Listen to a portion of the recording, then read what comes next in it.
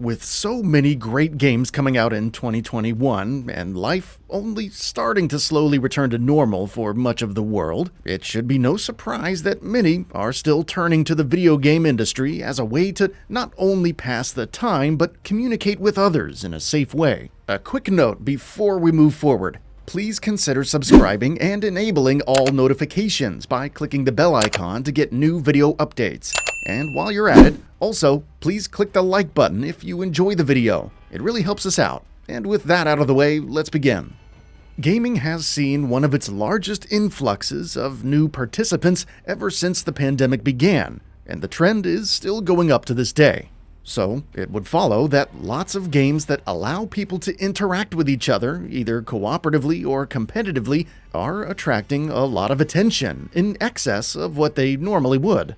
And of course, you'll always have your MMOs and online shooters that will benefit from this, but fighting games are going to be benefiting in particular to this dynamic in our society. However, there's a little bit of a void in that genre right now, at least in terms of new releases. We're in between games from NetherRealm right now, and the indie space isn't exactly setting the fighting genre on fire with anything at the moment. So, that leaves us with Arc System Works' long-running Guilty Gear franchise to keep fighting game fans satiated for at least a large chunk of 2021.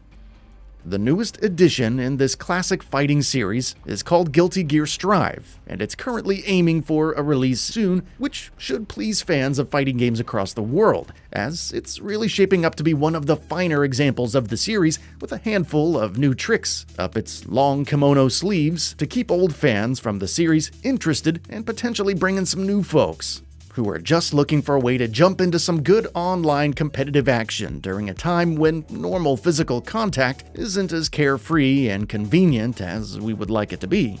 Thankfully, the folks over at Arc System Works have adopted a good idea on how to get fan feedback on the game before its official release that we've seen other studios do in recent years by releasing a closed beta for those who pre-order the game and then opening it up shortly after to everyone to gauge players' reactions on various elements. The beta features 13 of the game's available characters to try out, which is a good chunk of the full roster that we can expect from its ultimate release, and thus a pretty good taste of what we can expect from the game. So far, feedback from the beta has been rather favorable.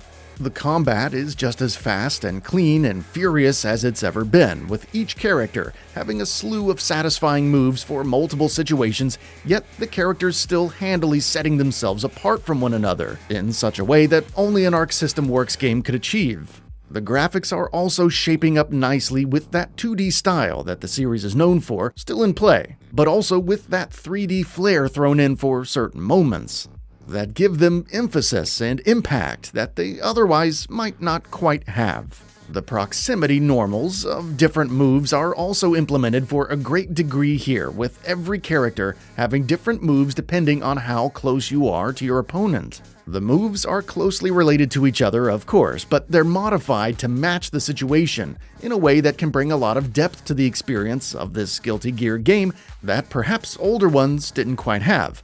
On top of that, Guilty Gear Strive will continue to use a staple in the franchise, with what's called Roman cancels, where you can do a projectile special move and cancel out of the animation after the attack has left you and is heading to your opponent, freeing you up to drive towards them with other mid-range or close-range attacks, creating a lot of pressure and holding on to your upper hand in a match. This can definitely lead to some rage quits for your opponents, especially if they're not very experienced with the game, as it can make the fight seem insurmountable. But the long-term benefit of that is it weeds out the casuals over time, eventually leaving a core audience of pure fighting game fanatics. But if you find the right type of person to play with, they might see it as it is intended, which is a reason to practice and get better at their playing. So this might lead to some initial frustration for some folks, but that's part of what sets Guilty Gear apart from so many other fighting games. This is a series that is totally reliant on your own skill of any character and their moveset. Guilty Gear has never been particularly interested in holding anybody's hand or creating lots of moments for people to slip out of getting pounded by anybody that's clearly better than them. If you're not as good as the person you're fighting against, you're almost certainly going to lose to them. and that sort of fighting game purity is part of what makes Guilty Gear so great. However, Guilty Gear does have a solid counter hit system that's looking to be better than ever in their newest game, by making the counter versions of any move more damaging to their opponent than a regular hit would have been. The difference is often marginal, but in a tight match, it could make all the difference. And of course, the heavier a counterattack is, the more damage it will deal to your opponent, and the bigger of a reward it is for you for being able to pull it off. Guilty Gear Strive also throws in some nice touches to make sense, like rewarding you for bashing somebody up against the wall enough times, and just generally letting good players be good and encouraging bad ones to get better. The game isn't just recycling old characters from previous games though. Guilty Gear Strive will of course see the return of many fan favorites, but it's also bringing on some new characters as well, most notably Nagoriyuki, the samurai vampire that definitely appears to be mixing things up in an interesting way. He's a bigger character, but also still plenty fast, and can be quite deadly with his light and heavy slashes if given the opportunity to do so. Guilty Gear Strive is nothing else if not a solid fighting game that mixes things up for the series just enough to warrant a purchase for fans of the previous several games. But given that it's adding in some new moves and polishing up its visual presentation even more, and bringing in some new faces, it could very easily be much more than that. In fact, with the lack of new fighting games coming out this year, it could very well be the premier fighting game of the year, and end up being a much bigger success for the franchise than any other game that the series has seen so far. Of course, we'll need to wait and see on that for sure until we're able to get our hands on it and do a proper review, but it definitely has the deck stacked in its favor according to what we know so far.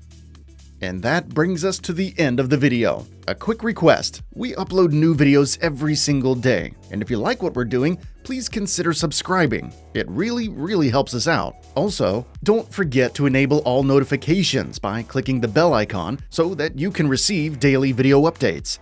Thanks for watching.